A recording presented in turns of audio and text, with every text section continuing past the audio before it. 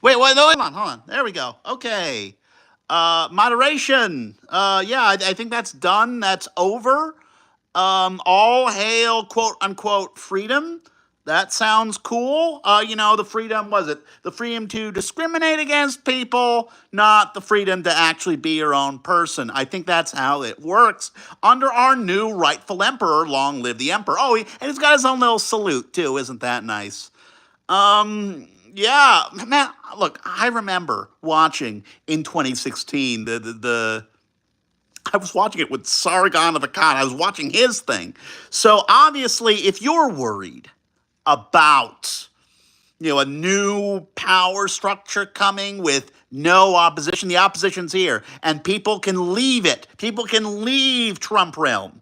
It is indeed possible. I was never fully on the Trump train, but I saw the appeal in 2016, but now, no, it's not good now because they gave the game away. Trump's whole appeal was he was different from the George W. Bush era. But that was a lie. He was lying, as he tends to do. I'm sure he's too much of an agent of chaos to really. It was true that he was too much of an agent of chaos to really mess things up, but he has much more clearly now over the past 4 years, especially after he tried to overthrow the government. He has he has succeeded, I should say, in uniting with the worst elements of the right, not just the neocons with Marco Rubio as the Secretary of State, but, man, the Christian nationalists, Mike Huckabee as ambassador to Israel. It's like, what? Of course, right-wingers think Israel is a Jewish theocracy. And they want a Protestant theocracy, so it all kind of works. And I guess they're okay with Catholicism. Look, if you want to defeat these guys, maybe find their internal opposition forces and turn them against each other. That's how the right, re-won culture in the 2010s. That's how that worked, where the atheists and the gamers were the big winners at the beginning of the 2010s. And so right wingers were thinking, hey, wait a minute. Okay, they were the big winners. How can we turn them against each other? And they succeeded. And that is why and how we are in the world we are in now. Know your enemy. Know their coalition. Know their loves, know their hates, and use that to turn them on each other, because there are no monoliths in this world. There are no monoliths. Everything that claims or seems to be a monolith is made out of many much smaller forces, which means that you can turn them on each other. Divide and rule. Divide et imperia. That is how you win in the long term. And the right, the real problem with the right is they were formed in the 1930s to fight the New Deal and the Cold War. And by the 90s, they succeeded. So what else did they have? What else could they fight for? Oh, undoing the 60s in all of its forms. Going back to Comstockery, which is, state censorship, the Comstock laws. Was the justification of all the censorship of mail, censorship what you could send in the mail, obscenity laws. Like, you really want to mess with the right?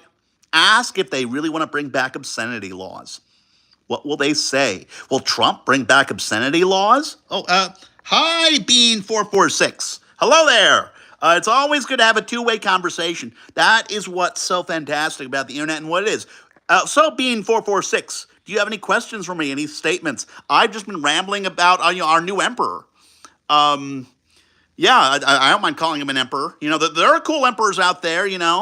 Napoleon brought back slavery to the French Empire, so that's bad. But I guess he did some good things. Good war fighter, whatever. But then you've got Franz Josef of Austria, who reigned from 1848 to he died in 1916. That was a long thing. What do you think? It's terrible. It's so bloody wasteful. This is what you're going to use the state apparatus for? To purify the nation out of what? Bureaucratic functionality? That's what it is. Oh, you didn't get the right forms in a very, very Byzantine immigration process. Man, it's like a lot of these people, they're short-term contract laborers in the Southwest, who go for agriculture construction jobs, and they stay beyond their terms and they're stuck.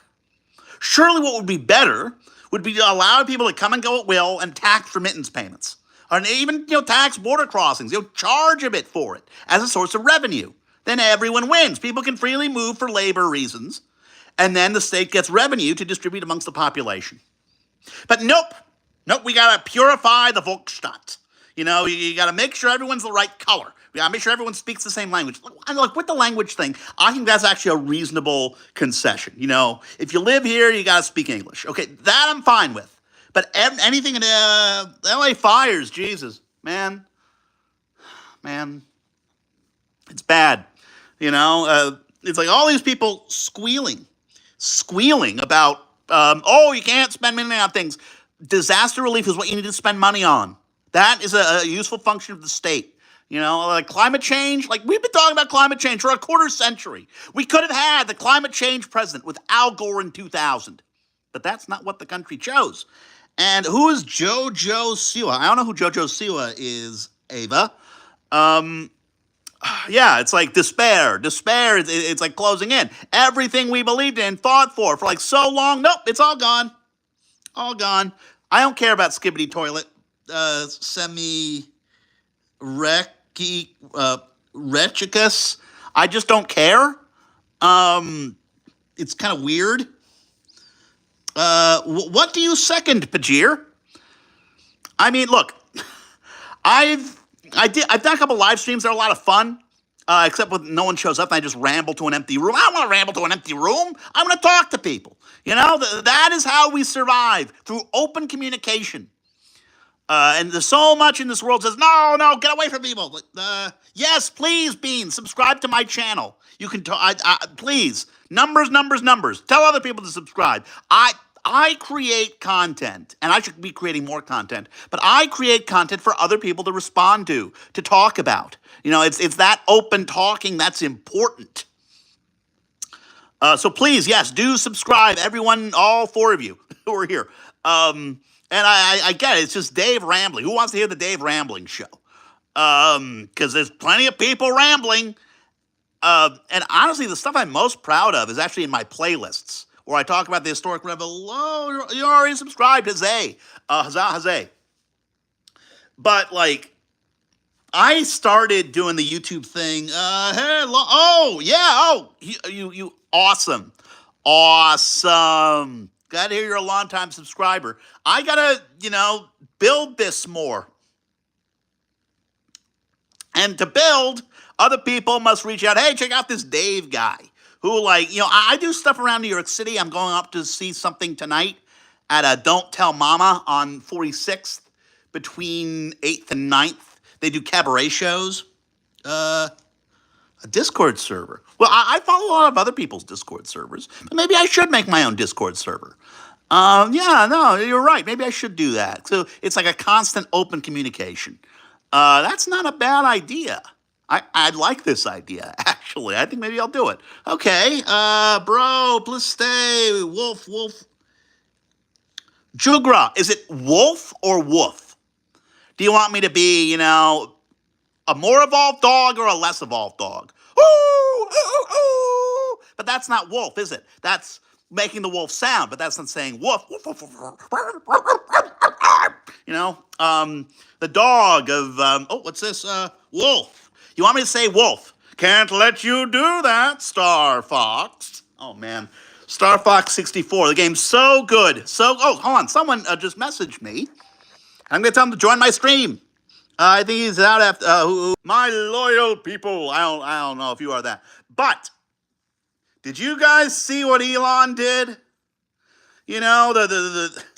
Compare guys like Elon and Bezos. Bezos is probably the least bad out of them because a lot of people use Amazon, but does a lot of horrible things.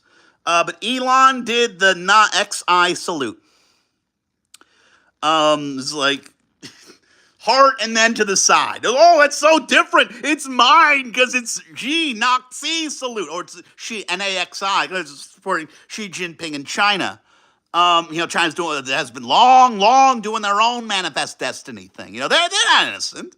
There are no. You need to understand that no state is innocent. There's no good guy country ever. And if state claims they're the good guy country, they're doing lots of evil, nasty stuff. That's just how it works. So that's why you got to stay vigilant. You got to stay vigilant and, don't believe what they're telling you. Anywhere, at any point, all ABS, always be skeptical. Always ask questions. Never stop asking questions. And I don't know, maybe this sounds super generic. Maybe it's like, oh, I've heard this before. Yeah, but are you doing it? I'll write your congressman. Well, maybe that might be worth doing. Look at who your congressman is. Look who your representative is. Do we, the people, run the country? Or do the corporations run the country? Or do the religions run the country? Or, maybe it's the aliens after. No, it's not the aliens. Now, there are no aliens. I'm sorry, guys. In Alien Area 51, they're probably doing some really, really nasty stuff. But there aren't aliens. But the question, of course, is what's the alternative? What is the alternative to the world we have now? And I think it's the world that was developing organically in the 21st century. This great woman, Rachel Klinger Kane, who I've reposted some of her stuff on my TikTok channel, she talks about the need for third spaces between work and home to build community. And that has been a main function of churches. That's what they've been really good at. For childcare, for people coming together for a common purpose. But of course, you don't need to accept the doctrines and dogmas and narratives of religion to do that. You could just do that with something else. And the main people who are building alternatives are, in fact, the IP holders. The Pokemon Company. They're the most valuable IP in the world because they've got like 1,000 characters. You've got, Sega with Sonic Team with like the fans that are just rabid. And I like how rabid they are. I think that's wonderful, even if it can be kind of annoying. So here are the two visions. The vision of, everyone following their lords and masters, the clergy, letting them control all their lives, and the bosses. Me gusta las rusas, o sea, tu hija. I don't speak Spanish or Portuguese. I do speak a bit of French, though. I can speak French. I can't really read it or hear it or write it. But French, I'm okay with. Not really Portuguese or Spanish or really anything else. Of the Romance languages, Slavic languages, whoop, nope. German, nope. But I guess with any directors and coup, I don't know how, man. What you want to do? Yes, I do play Napoleonic video games, but there's not that many of them, are there? There's Napoleon Total War, and no one's really tried to top it. I love Cossacks 2. You can get for $5 on Steam. Cossacks 2 is probably one of the best RTS games ever made. Because every system is its own system. Like, your units, it's not like, click one place and they just go and they attack. No, there's a whole convoluted system of managing and controlling your units, which I think is super cool. It doesn't get into, it does have a bit of base building and resource collection, but, it's mainly about, taking and holding territory. Yes, I am a gamer. Yes. I've been most of my life. My first game, I was a Sonic fan. You grew up with the original Genesis Sonic games. But really, what I really love is historical strategy and strategy RPG. Those are my preferred genres. But I've over the new year, I decided to check out some of the more recent Sonic games, Frontiers, Generations. Like, those are fun. I gotta really dig deeper. What I've really gotten into, actually, has been, I found I'm a Fire Emblem guy. And what I've been playing a lot lately has been the English translation patch of Fire Emblem 4, Genealogy of the Holy War. And it's great. Wow, I'm just blown away by it. I'm like more than halfway through. And I'm kind of stuck at this one. There's a really big community. Yeah, I know. That's what's that called? I know the mod you're talking about. I think it's Napoleonic Wars 3. And maybe I should give it another shot, because I should give it another shot. No. It's another one. It's another. Oh, I know. Scourge of War, right? Scourge of War. Oh, yeah. Hold fast, nations at war. Yeah, that one. I don't have Roblox. I work with kids a bit. They talk about Roblox a lot. I never really got into Roblox. Um, Roblox, like, kids really like it. They're doing some really neat things with it. But there's two games I'd recommend. One is Bonaparte, A Mechanized Revolution, where it's a strategy RPG set in the French Revolution, and they're giant robots. It's like a game made for me personally. And then there's from the guy who made Fire and Maneuver, the armchair historian, does all those animation things. Yeah, that's really cool about Roblox. I just don't know much about it, you know? Um, and look, I think it's mainly a kid's space, and I kind of want to keep it a kid's space. Well, why should I just jump in as an older guy? He's like, hey, I want to be a part of this. You know, they might like it, they might not like it. But yeah, massive battles. Oh, so I found out, political actors are manipulating Roblox to their own ends. You got fascists in there. It's like, yes, we will get the kids to fascism because, get all their inner hatreds, all the dark things within the self, the love of the lust for violence, the lust for domination, the lust for mysticism, the lust for controlling other people. What romanticism is. So when you talk about political and artistic movements over the past 300 years, man, you can try it. Roblox is no longer a kid's game. Okay. Well, yeah, maybe I'll check it out. I don't know. Really? Bars in Roblox? Oh, man, maybe I should get into Roblox. I don't know. Build another separate new community. Find more new people. Yeah, I bet it's super weird. But look, man, I'm a bit of an old fogey. Like, Steam was like the big innovation. And I don't think Steam's community building aspects are all that great. I find some people I meet otherwise through Steam, but that's really it. Oh man, gaming. It's funny. If you followed gamer culture for the past 25 years, it was initially very left wing, especially during the Bush administration. But then in the late Obama years, people got fed up with Obama and they moved right. Geek culture moved right, which I thought would never happen. But then I was like, wait, I get this. I understand why this is happening. Because basically, there's two separate strands on the left. Well, at least the two most successful ones. There was like the activists who look at Martin Luther King and the revolts of the 60s and 70s as their moral anchor. And then you've got the people who their main focus was just cultural freedom generally. So they were fellow travelers with the activists, the feminists, the black liberationists. It was like, we got to destroy the system because it's oppressing us. Versus, well, it's the same, but it's slightly different. They're like metalheads and gamers, rockers, musicians, people who just love stuff for the sake of doing stuff. Mark of War on Roblox naval battles. Well, that's cool. I hear so much about Roblox. Maybe I should get involved. That could be fun. That's not a bad idea. Only 4 people are here. I'm going to tell more people to join me. Hold on. Give me a sec. If anyone joins. Ad mortem.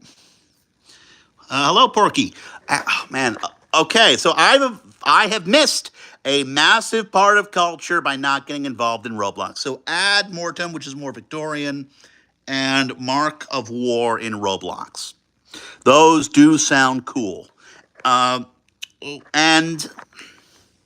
yeah, I guess using games to escape from the chaos that's here now and is creeping further, that's one solution instead of just constantly fighting. Because, how can you even fight this stuff?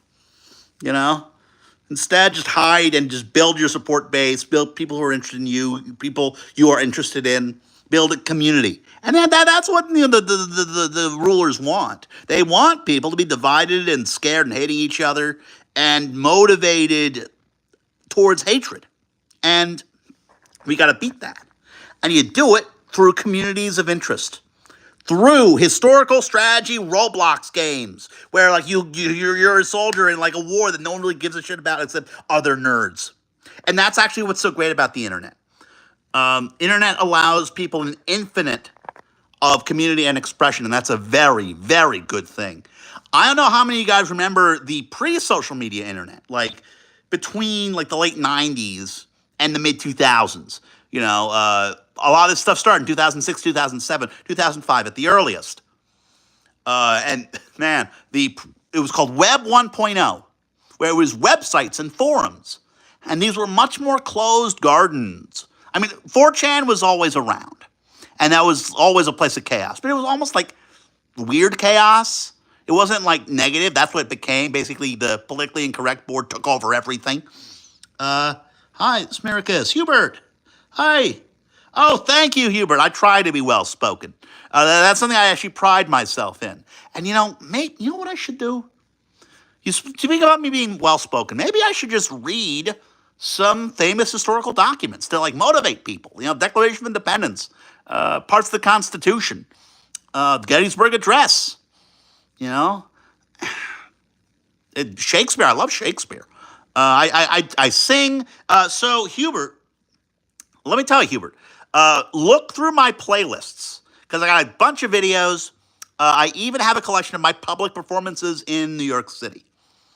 I got speeches, I got performance art, poems, music, plays, the literary life, which is not easy. But, is it worth it? I guess. Performing's important. The problem is, you got street performances, and that just pisses people off more often than not. But, should we do like mass protests? I mean, sure, I guess. Man, I didn't even protest the Iraq War. I'm still ashamed of that. I was a teenager at the time. But in 2016, there was the Women's March. And did that accomplish anything? And are any of the marches now going to accomplish anything? Or should we fight, or should we just retreat into ourselves? But that's not going to help anyone, is it? Do I have a job? Yeah, I do a bit of teaching and tutoring. And that's all I'm going to say about that. No more questions about that. Yeah, I'm not going to answer about that personal aspect of my life or any romance or any of that. I want to be about ideas rather than people. That's, I think, the way to go. Because, often that's used as a way to marginalize folks. Oh, you don't have the right kind of job. Literary, truly beautiful. Yep. Oh, I know. Trust me. I know. I got so much I want to say, but like putting it into a form that other people might find engaging is a challenge. It's a huge challenge. And I've been trying to find the right words in the right order in the right form. And that's what I kind of like about streaming is it's much more open and free form. And it's two-way. That's why I don't want to do me going up and lecturing, even though I do like doing that. But I'd rather do more of a what did you mean? Because I got things I wanted to say. I've watched tons of YouTube. I've watched a lot of video essays. That's my preferred form. Video essays about all sorts of things, politics, gaming, art. But I'm like, you know what? I've always wanted to make a YouTube channel. I always wanted to have a forum to discuss things. And now I finally have it. And so I'd encourage all you guys to look over my videos, especially I got a playlist called Revolutions where I talk about the history stuff. I got a playlist, Road to Ludism, which is like I express my kind of ideas about the world. And I got all my public performances. But like I've always loved YouTube as a platform. I like it a damn sight more than TikTok, but I got more numbers on TikTok, so that's what I kind of focus more on. And I found some great people there, finally. But that's why I think a free and open internet is so was your biggest inspiration. Biggest inspiration?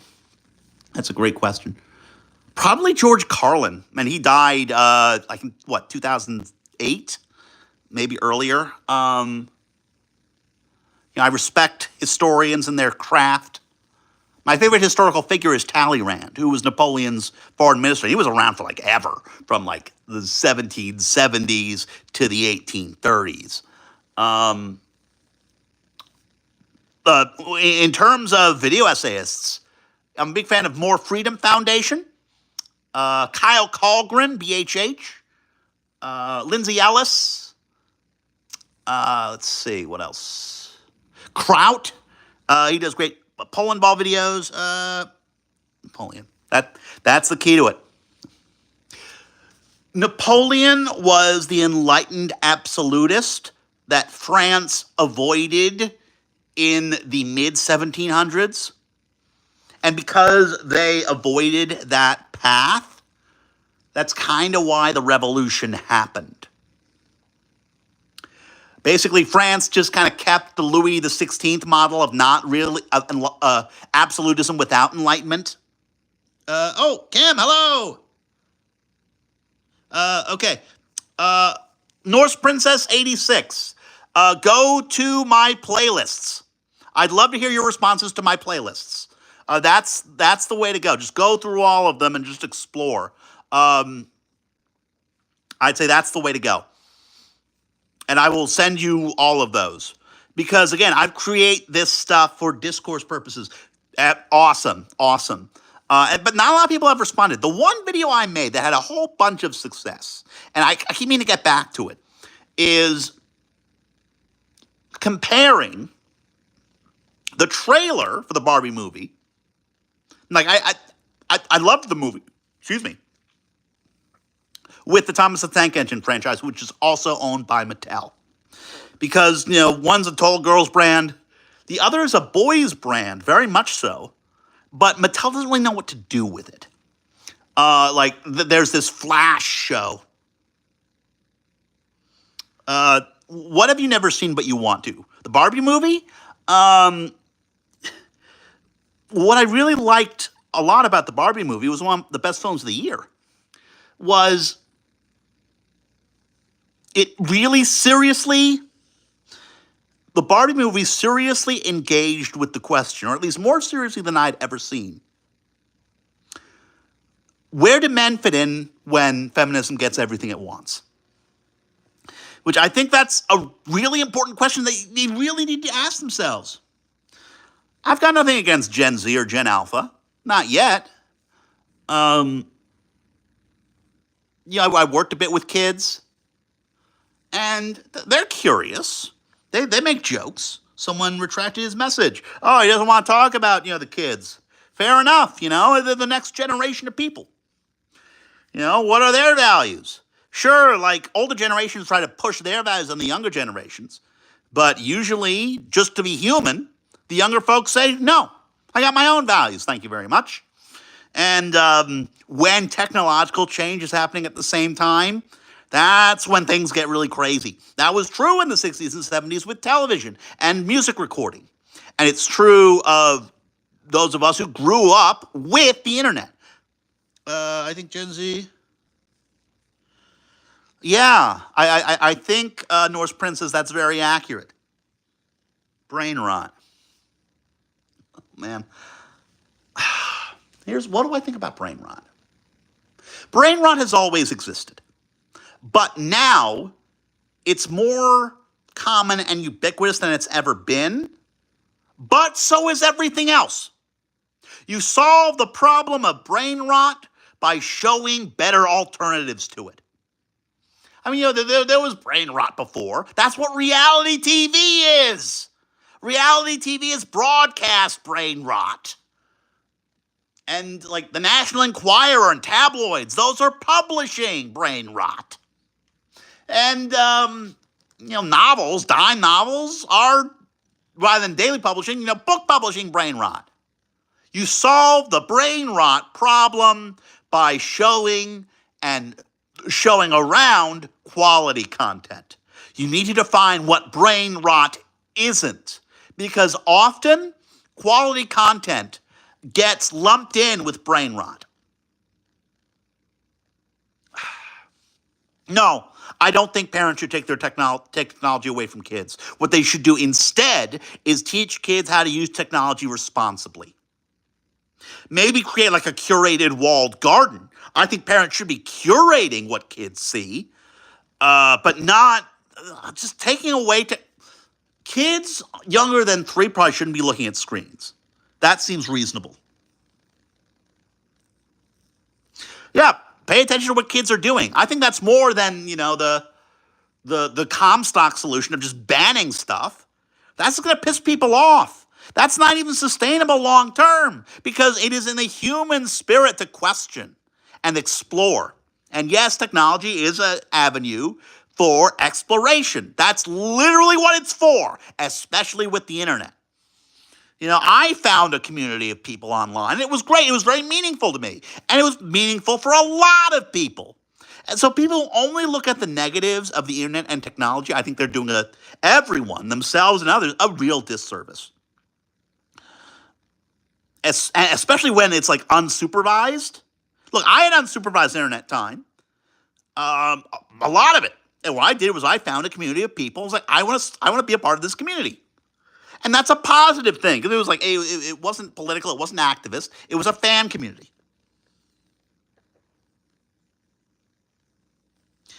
Now, when you say naughty, do you mean pornographic? Let's name names here. Look, I'm not a parent. So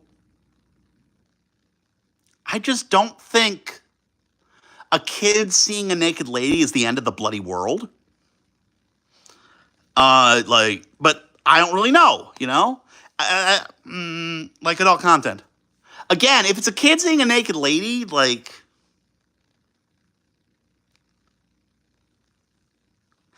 I don't get it, I generally don't because people are more okay with kids seeing violence than kids seeing naked people. And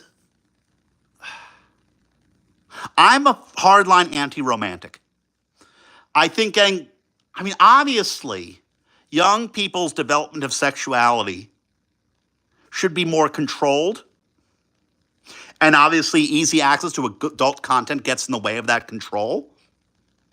But I think getting all freaking out about it seems counterproductive. Like, it just fetishizes all of it more when it should be less fetishized. And it gets less fetishized by being mundane. A naked person. Who the hell cares? That's much more healthy than nakedness. And that's how you create the fetishes. It's like you make it lurid. You make people want to see it more, which is like not what you want to do. Like the whole censorious attitude it just defeats itself because it that active loud banning makes people curious. Which you don't want them to be curious. You want them to not care. It's like the Streisand effect. If you yell at people, don't look at this, they're going to want to look at it. Versus, who cares about that? That's a much better solution. Like, just taking away kids' technology because they looked at the naughty website. That seems like a cure that's worse than the disease. Don't get me wrong. I think parents and kids should work. That seems like a great avenue for blackmail and abuse. I don't know. It might be useful to take a comparative study. What are different countries doing? I'd like, man, yeah, I looked a little bit at naughty websites, a little bit, and then I left because okay, whatever, it's done. There's much more interesting things out there than naked people. That's how you solve this. Find alternatives. It's like, find things that are more interesting than sex, and it's not even that bloody hard. You're literally empowering, strengthening the very force you're trying to suppress by actively suppressing it rather than redirecting that energy. Because sex is a big, scary, crazy thing There are things that are less big, scary, and crazy. Look at them. That can't hurt you as much. I think that's a better route than getting all, huffy. Uh, I mean, the feds said TikTok was banned because like it was leaking data to China, to the CCP, Chinese Communist Party, or maybe because it was making kids stupid. Well, I don't know. I mean, what makes it worry is government claiming the right to just ban apps. Now that precedent has been set. That's what I'm worried about. Like I know. What makes me actively proud to be an American is, the feds ban TikTok, and people. Okay, you're telling me I can't go on a Chinese app. I'm going to go on an even more Chinese app just to spite you. And it's like, yes, that's the American spirit I know and respect. And obviously, it's in opposition to the security apparatus. And the security apparatus, man, it's a slush fund, guys. It's a slush fund you're not allowed to question. TikTok, no, dude, TikTok didn't start Gen Z. No. I mean, if you're thinking about short form video, that was Vine. Vine was short form video before TikTok, and that was removed. I firmly believe access, access, access, access, access, access, access, access, access. I don't think it's right to remove access, period. Because if people can find all sorts of stuff, and I guess if they're guided properly, and it's not, the wagging fist and the morality, no, that just pisses people off. And say, hey, look at this cool thing. Hey, look at this cool thing. Look at this cool thing. And it can't be from a, look at this holy thing. Look at this holy thing. It will control your morality. No, that just pisses people off. Bean, you're a girl. Cool. Bean 446. Awesome. Look. Man, I don't know what's going on. See, you can't trust what you hear and see online. But as long as you've got like a baseline of not trusting things and people, that's probably the safest way to go. Like if you start from a place of distrust, then they can't get you. But it needs to be universal distrust. It can't be, I trust these guys, but not this guy. No, you can't trust anybody. Even the guys that make you feel it. It's about the guys that make you feel but they're the worst. Because they want you. They want your obedience. They want your, that purience. No. Start with the idea that everyone's out to get you. What age will I let my kids date?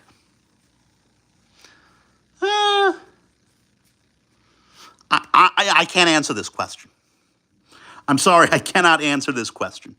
I can't answer a question about jobs or relationships or kids outside of an abstract. So that's like, I got values, but they're all very abstract values. That's the thing. 6 people. I love talking about history. I love talking about gaming. I love talking about art. I love talking about how the world we are in came to be. But why should anyone listen to me? I just tutor some kids. That's it. I create some content online. That's it. I mean, living a life based on, produce until you die. That's it, isn't it? Just run the treadmill, run the life treadmill until you can't anymore. And presumably, people form families and have kids as immortality projects. It's like, yes, I did it. I made a new person. But then they try to control that person. And it's a consciousness just like you. But so many parents don't get that. They think their child's an extension of themselves. And just, no. I get going through the pregnancy and the youth. Yeah, I get the desire to control that new consciousness. But, yeah, let that consciousness blossom on its own terms. Otherwise, it'll resent you. Obviously. This has been true since the early 90s. There's a chart that religion has gradually and then more intensely irreligion, people rejecting religious structures, not necessarily becoming atheists, but specifically rejecting religion, has been steadily increasing since the early 90s. Why is that? Why the early 90s specifically? First, I think the end of the Cold War. Like you don't need to gird the Volk against the evil foreign religion. And so people just, oh, you know what? This is all very dumb. New technology helped a lot too. It's like, wait a minute. So the magic is in this book, and I gotta worship the book. But there's other forms of communication now. Why should we have the book? And that's just increasing. And the internet happened, and the people could talk to each other, and not be enthralled to those clergy, to those guys who all they do is say, "Don't do this, don't do that." Oh, you found another source of meaning? How dare you? That's satanic. That's where the satanic panic came from. It's the clergy protecting their meal ticket. What? Kids are D&D? They're imagining things? No! Imagination is in the holy book. It's satanic. That's what they call satanic. They call satanic anything they can't control. The clergy. And it's all about the money. It's all about, the collection plate. They got to get paid. And everyone wants to get paid. Everyone wants to get paid for talking about things they love. That's what religion's for. It's two functions. Societal control, and then for the people running it, a meal ticket for talking about simple things. I don't know what those are. Are those ghosts? Are those pink, purple ghosts, Bean? I don't know what those emojis are. The problem is, I need to make the text for the live stream bigger so I can see it better. Excuse me. Anti-clerical, really against the clergy, because that's the thing that really makes them mad. Whenever clergy are told to do anything by the government, like public safety, public health, they just do your services over Zoom because, you can't have a lot of people in the church. And they got big mad. And that's what got the Christian nationalists really fired up, because they were told, you don't have absolute power. There's a power beyond you. And they couldn't deal with that. No, what do you mean? I speak about God. I speak about the magic book. I have absolute power. How do you feel about racism? Is stupid. It's profoundly stupid. It's like a human being is less because they look different or they sound different. That's literally decreasing the amount of value in the world based on an arbitrary criteria that people can't change. That's just stupid. It's sowing division for its own sake. If I'm not better than a black guy, who am I better than? That's literally why that stuff exists. You let weak people feel like they're something because they're over someone else. It's the same idea behind, organized religion, but behind the clergy, behind even public sector education, which is important. You have to ensure the population knows stuff. But the thing is, private school teachers are just as bad, by the way. A lot of teachers act like they have that same feeling of dominance towards other people that clergy and police officers do. And that's a problem. It's like, that's not what social order is. Social order is not social conservatism. Just the opposite, in fact. Social order is what can be maintained with the minimum of effort. The problem with social conservatism, hey, Tom's Modeling Corner, what's up? Oh, man, see, I'm talking about, big, serious stuff. But I'm cool with talking about less big, less serious stuff, about train modeling and vehicle modeling, because that's the only way out of the madness we're in now, Tom. Escape the madness of social hierarchy with models. Because that's the hobby, build the model. I want to make this, this train, this plane, this boat, this giant robot. Isn't that better than, fighting over authority and hierarchy. It's like, who cares? Come together right now over me, and the me is this cool model I made. This cool model he made. Hey, we make models together. Oh, what paint do you use? What scale do you use? That's how you make a happy world. By leaving people to their hobbies. Let people have their hobbies. And whenever any movement moves against that, that's just dumb. They shouldn't do that. It's literally people's bread and circuses. But, hobbies are way less bad than circuses are. Because it's better to work with human desires rather than against them. But unfortunately, negative movements that want to steer human desires to their own ends know that. That is the appeal of authoritarianism. That's the appeal of totalitarianism. It's all one thing. Nothing can exist for its own sake. Models? How dare you engage with models? Don't you know there's a culture war to win? Don't you know that there's an internal enemy that must be crushed? How dare you enjoy things? No, you must struggle. Alles Kampf, always be struggling. But everyone else, I just want to do my hobby, man. I want to watch my shows. I want to watch my stories. Cute puppy videos.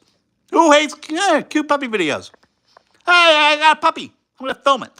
For everyone. Hooray! That is how you build a happy world. And so if you get annoyed at cute puppy videos or models or gaming or art or music, that's the problem. There's this desire. We could use that in a video. Man. See, this is why I do these live streams, because I try to actually make videos proper. And I know it's like a multi-step process. You got to write it. You got to, get all the images. You got to record it. Well, that's the easiest part because I've been doing that for 20 years. But it's like, it'd be easier if I did some of it and then other people did something else. Maybe I could use an editor. Who wants to be my editor? To do what country? What? I'm going to say, hold on 1 second. I'm going to show y'all something. 1 sec. I'm going through my whole pile of books. I got a huge pile of books. So, take a look at this. History Lessons by Kane and Ward. Excuse me, no, not Kane and Ward. Lindman and Ward. Those in the know why I said Kane and Ward. History Lessons by Lindman and Ward. And the most interesting part about it, so it talks about how other parts of the world talk about American history. And the most critical looks at the American Revolutionary period were from Canada and the Caribbean. Even the UK didn't go say, wait, this was a bad thing. But Canada and the Caribbean did. Because they got tons of loyalist refugees. And they said, wait, these guys kicked us out of our country. They really like slavery. See, we got rid of slavery. Canada got rid of slavery in 1793 under John Graves Simcoe. And Nassau, the Bahamas, did under Dunmore. That same Dunmore who passed his proclamation in 1776 against slavery in Virginia. Hey, Reverend Daka, Logan Sawyer. I guess you have a different answer, Logan Sawyer. Iran, China, Russia, the UK, France, Germany. I mean, the U.S. has made a lot of enemies over the past quarter century, thanks mainly to George W. Bush, the worst one. Trump, I think, finally is proven to be worse than George W. Bush. Finally. It took until this term for this to happen. But, yeah, go on, Logan Sawyer. What country does not like America? What am I missing? What am I missing? Let me know. We are waiting on you. You got those 3 angry faces. Ah, yes! Oh, no, it's not the Bahamas. Okay, Logan Sawyer. It's not the Bahamas. We're waiting on you. I'm going to end the stream in 10 minutes. I got to go to a thing. But,